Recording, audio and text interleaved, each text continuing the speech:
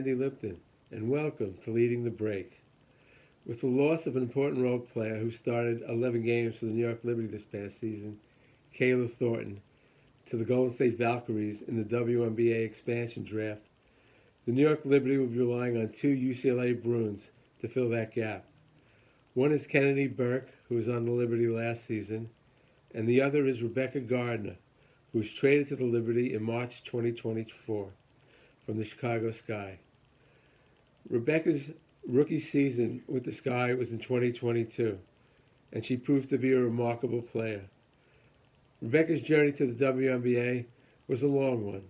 It took about 10 years after leaving UCLA to make the WNBA. Unfortunately, Rebekah suffered a broken foot in 2023 and missed most of the WNBA season that year, and then suffered a torn Achilles tendon in 2024 overseas and missed the 2024 season. But if anything defines Rebekah, besides her great basketball skills and athleticism, it's her perseverance. So despite being 34 years of age, expect Rebekah Gardner to be a big part of the New York Liberty this season. I thought this might be a good time to get acquainted with Rebekah. I spoke with Rebekah during the 2022 WNBA semifinals when her Chicago Sky team was playing the Connecticut Sun. Rebekah talked about her journey to the WNBA as well as her days at UCLA. When you left UCLA, did you have dreams of playing in the WNBA? Definitely. I would say most basketball players have that dream, and for some it's closer than others. And that was definitely my goal. Maybe I didn't see it at the time that I could get there, but when you stay with it, you never know what can happen. The first couple of years, I love basketball, so I was really happy. I started my career out in Israel, and I loved Israel. I did get an opportunity in the Atlantic Dream training camp. That didn't work out, and then, like I said, I just kept playing because of my love for the game, and then so after college, I just kept playing, and then now 10 years later, you see what happened. In 2017, you had a try out with the Sky. I guess that didn't happen, and so we disappointed. Were other teams calling? Like, what was going on? I think it was a different coach, a different time. Everything's about timing. So that didn't work out, but I kind of just made the decision, like, if a team or coach wanted me, I would go to a training camp again. And this time around, that kind of happened, and I took that opportunity. And was anybody telling you how to improve your game to get to the WNBA? Was anyone giving you advice?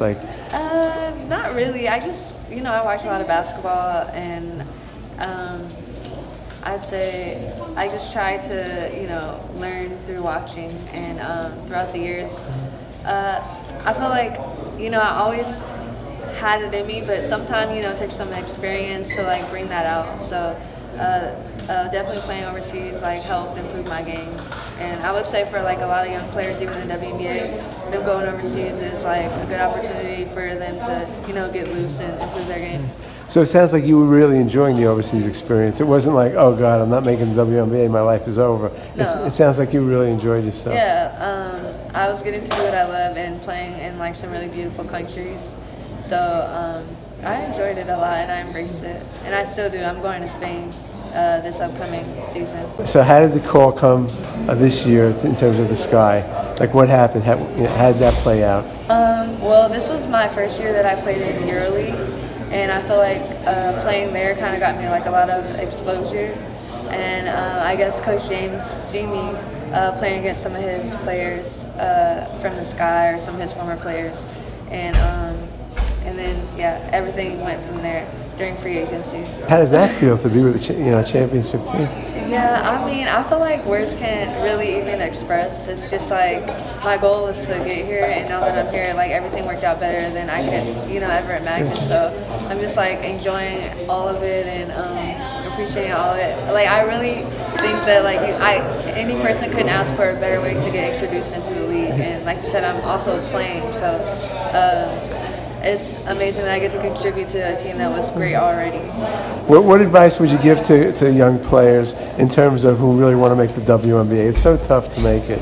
Yeah, I would just say like stay encouraged and keep working on your game. Like do what you love to do because like you never know who's watching, and things work out at the right time. So if you just stay the course and stick to your passion, like just being in the right place at the right time, things can change like in an instant. And so just stay with it. And give me one story that you will not forget from this season. Like, give me one memory that From this season? Yeah, from this season. How about when you made the team when they told you? Okay, or I was gonna say, yeah, when I made the team, but also like my first game when he told me I was starting. It was like my first time in the WNBA and starting, so I was like a little, like, So I'll never forget that. And thankfully, I had a great game, a great showing. So I think that's something that I'll remember forever. You know, I was in college 10 years ago, right? Yeah, no, I know, but still, come on, it's UCLA. Okay, I mean, I would say first of all the sisterhood that that I had with my teammates. Like we're all so best friends, and that's definitely something that like sticks with me for sure. And actually, I was recruited by Kathy Oliver. Okay. She was there throughout my high school career, and my freshman year, Coach Hickey came in, and she's actually the president of the Aces now.